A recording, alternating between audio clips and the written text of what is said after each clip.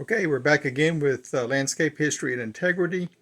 Uh, I came across some information today that is the kind of thing that I really have sort of a pet peeve about, and that's why one of the names of my one of the words in my blog name is integrity. It's a video, a conversation between a medical doctor and another doctor,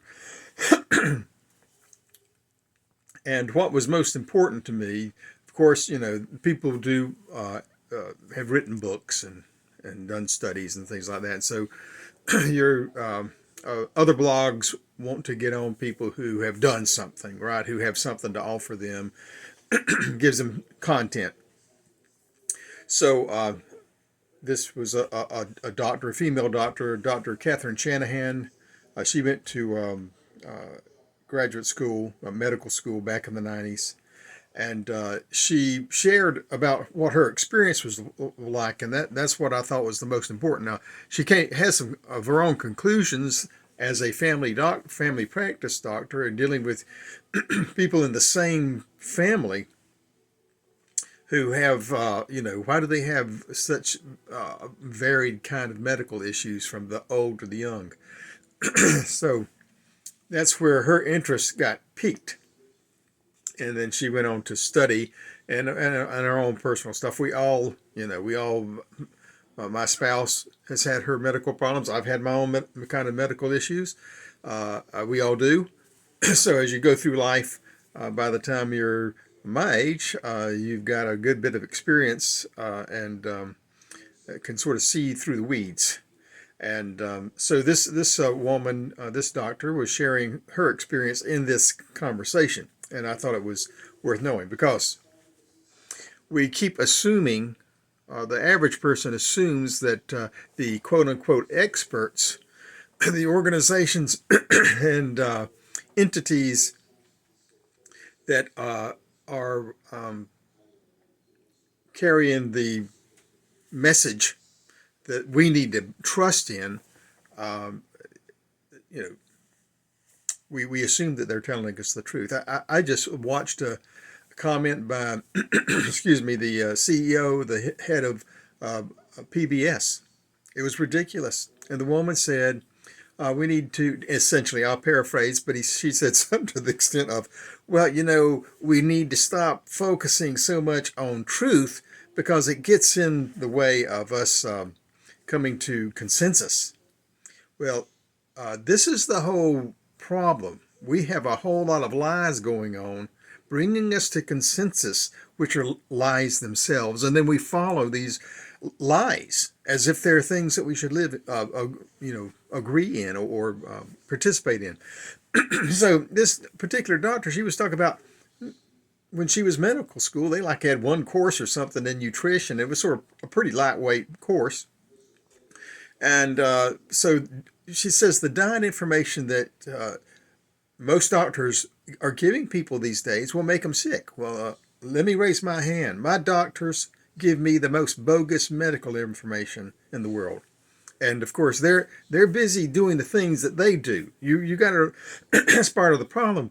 We're at a point where um, our medical professionals are so specialized that they can't tell you anything, or the other side of that, they're so afraid of a lawsuit that they will not tell you anything else except what is in the official information. So they're going to refer to the Heart Association or the Cancer Society or anything like that, or they're going to refer to Johns Hopkins or the Mayo Clinic or something like that, which may or may not have good information.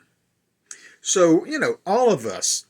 I've spent many years. My own father had a heart attack way 40 years ago. Many years ago, 50 years ago maybe.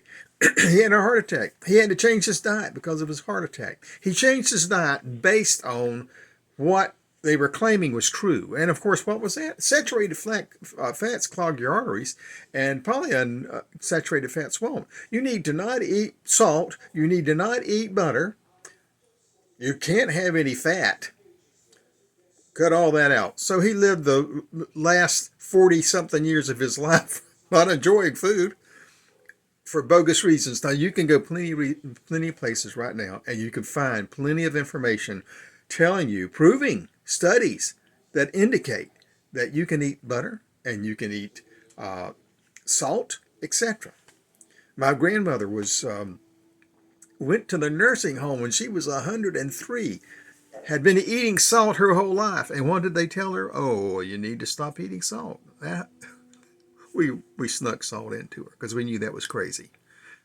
She was on her deathbed anyway. Why cut out a little bit of happiness in her life? But it wasn't the salt, and that we know that today. So this doctor shared her own experience about that and how the education was so poor that doctors know virtually nothing about nutrition. Now, there's some that do. There's some who care about learning about it, and they'll go and they look through all the studies and they ignore what the American Cancer Society says, or the Heart Association, or Lung Association, or whoever else. They ignore that and they go look for studies that tell you something. This woman talked about, she was a female doctor. She talked about how back in the 60s, the American Heart Association took on the writings of this guy named Ansel Keys. And no research, no scientific studies. The guy traveled around the world writing articles for medical journals. And this makes it's very hard, Many people do not trust anything that's given them spoon fed to them in any way, and certainly I don't anymore. I used to, I did. You've heard me say this over and over again. I would watch ABC, NBC, CBS, CNN, and try to get as rounded a picture of whatever circumstance was, whatever piece of information was on the news. I would look at the History Channel, the Discovery Channel, etc., etc. I'd look at everything I could. I'm voracious about trying to learn stuff and knowing what is real. And so much of what they told me I now know is a bunk. It's just bunk on many levels. Long ago, I wondered how is it that dinosaurs were first lizards, and then after a decade or two of my life, they became birds, and then after a few more decades, they went back to lizards. People aren't getting it. They just go with whatever they think sounds cool.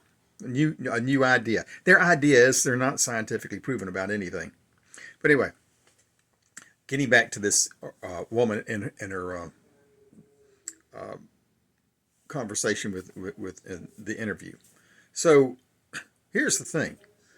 She pointed out that the Procter and Gamble, pretty much in her opinion, Procter and Gamble funded the American Association, American Heart Association. So and we find this as sort of a practice done in many medical associations, is that someone has funded things. Anybody who's done funding, they have all kind of influence, and so we have to question highly funded things.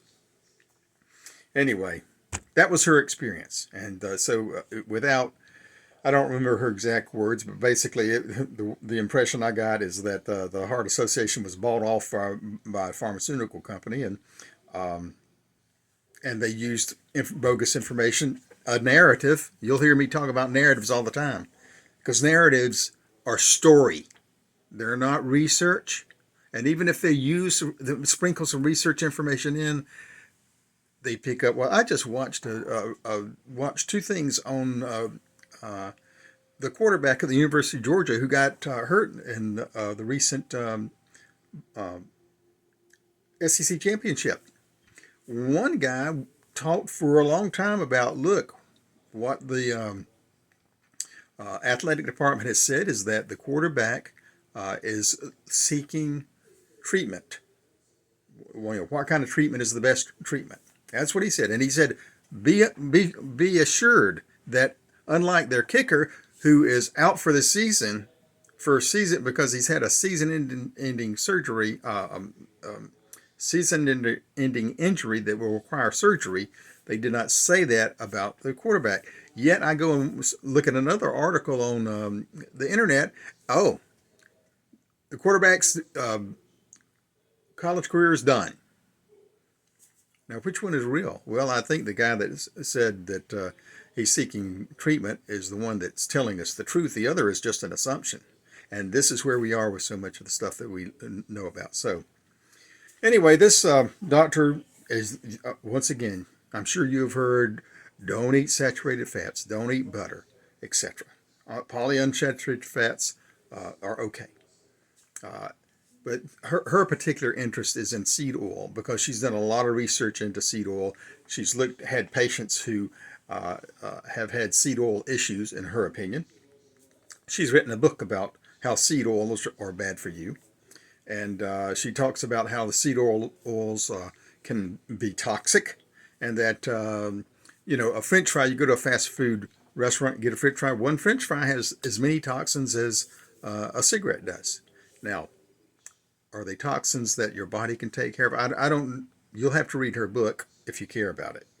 But the point is that she's making is that seed oils are not good for you.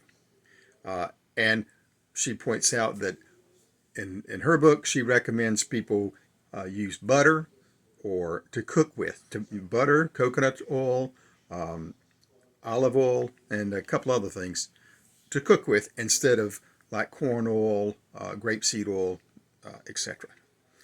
But again, you want to read her book to see her opinion. I'm just sprinkling a little bit of information in here. She also pointed out that it's important because your body is lacking enzymes. We're eating these things that don't give us the protein we need, and the proteins create enzymes which deal with your fat, etc., in your body. So whether you want to read the book or not, I'm not pushing anything here. I'm going to put the video down below so that you yourself can hear her discuss this issue. But the main thing that really hit me was here is once again a circumstance where ideas are pushed without really thorough research. And we've seen this a lot. We certainly saw this in our most recent worldwide health dilemma. And we need to make folks who are trying to cram ideas down our throats prove that their ideas are real and not just their own little whims. Anyway, check out the video and try to be healthy and always seek the truth. Have a nice day.